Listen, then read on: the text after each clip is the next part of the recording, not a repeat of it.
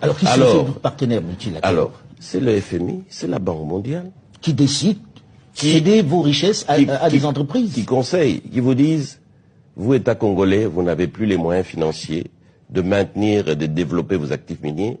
Nous vous conseillons, gentiment, on sait comment on conseille. Voilà, de céder ça à des partenaires techniques et financiers internationaux qui sont spécialisés et qui ont les moyens, et ils vont développer ça à votre place. C'est l'erreur fatale qu'on a faite, qu'on ne devrait jamais faire dans nos pays africains. Donc aujourd'hui, à qui appartiennent ces mines-là? Quelles sont ces entreprises qui détiennent finalement la plus importante richesse de ce pays? Quand on dit que la RDC a exporté plus de 1 million de tonnes de cuivre et près de 100 000 tonnes de cobalt, c'est 5 ou 6 entreprises étrangères dans lesquelles, malheureusement, l'entreprise de l'État Gécamine n'est qu'un actionnaire minoritaire qui n'a quasiment rien à dire. Ah bon? Et donc aujourd'hui, qu'est-ce qui se passe?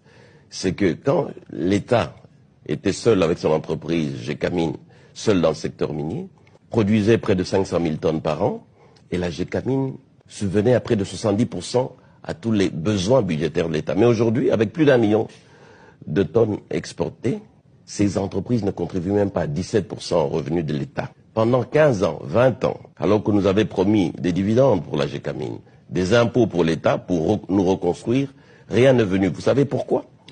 Parce que ces entreprises, elles ont pris nos gisements, elles sont allées les donner en garantie à des banques étrangères et elles ont emprunté. Au lieu d'amener des capitaux qu'on nous avait promis, c'est des prêts qu'on nous a amenés à des taux qui dépassaient 10% alors que nous savons qu'ils les avaient à 2 ou 3%. Donc les entreprises à qui on a donné les concessions sont allées gager les mines du Congo.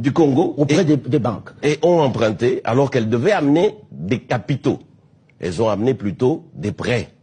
Des prêts à des taux d'intérêt. L'État ne peut rien contre ça. Qui sont ces entreprises? C'est TFM, c'est KCC, c'est Roachi, c'est Sicomine. Toutes des entreprises, si pas occidentales, chinoises aussi désormais. Donc ils tiennent les richesses du Congo aujourd'hui. Ils tiennent les richesses du Congo, d'où effectivement ce paradoxe que les richesses ne profitent pas aux Congolais, mais aux entreprises étrangères, aux filiales.